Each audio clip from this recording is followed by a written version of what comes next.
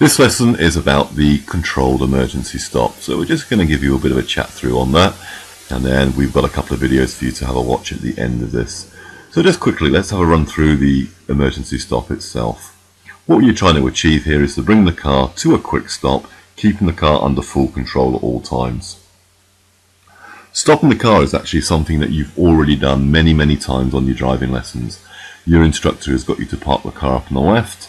I'm sure you brought the car to a stop at a junction or even a stop at traffic lights. So the actual mechanical function of bringing the car to a stop, you've already got this skill. So within the emergency itself, it doesn't really change. We'll explain to you exactly how you're going to do that. Let's put a scenario to you. You're driving down the road and without any warning, you've got a pedestrian that steps out in front of you. What are you going to do? Well, of course, you're going to try and stop, aren't you? Two things you're not going to do when an emergency arises is check your mirrors and give a signal. Why? Simply because that's just going to take up valuable time. So what you are going to do is react quickly to try and bring this car to a stop before you hit that pedestrian. So it's all about quick reaction really, just coming off the gas and onto that brake. Now what we want to do though is we want to really press that brake pedal hard. Press it hard, okay? You're trying to push it through the bulkhead into the engine department. So push hard, don't be frightened of it. Just before the car comes to a stop, clutch down to prevent it from stalling. And that really is pretty much it. When you're braking hard, what you want to do is grab the steering wheel nice and tightly with both hands. So if you do get any jarring on the steering for any reason, because you've gone and hit a pothole or something like that, you are going to keep full control of your steering. So nice tight grip, braking hard, clutch down just before you stop. Once you've stopped, pop the handbrake on and into neutral. Job done. Imagine then the pedestrian walks off, completely oblivious to what they've done. So you're now ready to move away. So just use your POM routine as you've already been taught for moving off. Into first gear, get your biting point, good all-round observations. Now just think about your position. You're as normal driving position going down the road when you carried out this stop. So likelihood is you're going to have a good bit of tarmac on the left and the right hand side of the car. So let's make sure that you're checking those blind spots from your left shoulder all the way around to your right shoulder, making sure that nothing is trying to pass you. When it's safe and clear, move away.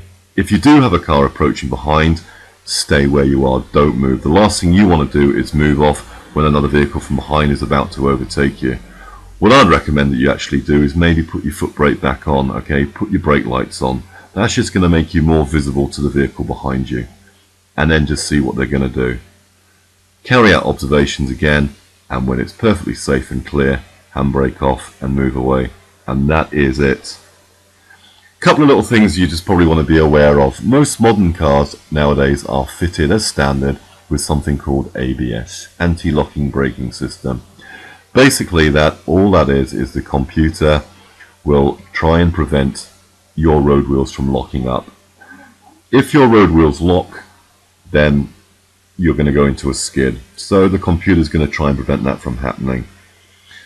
What you'll feel there, okay, is a vibration on the pedal, and you'll hear a funny vibrating noise, a bit like a mobile phone on vibrate.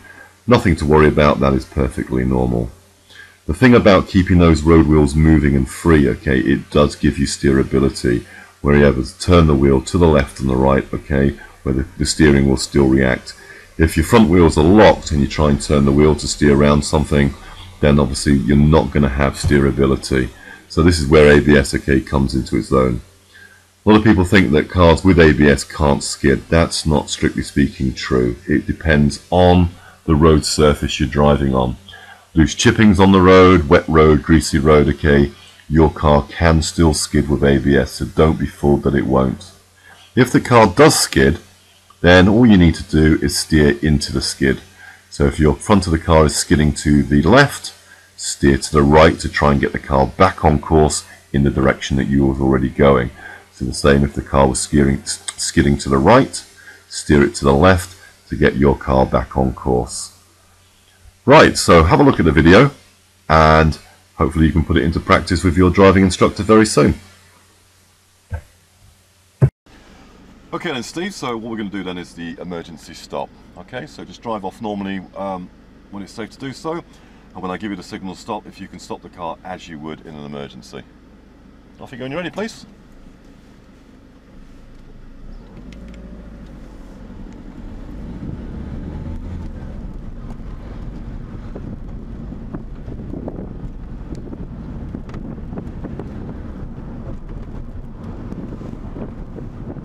Stop!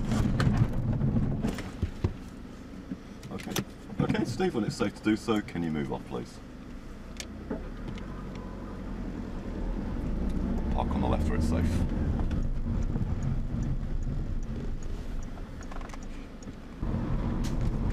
Stop! Stop!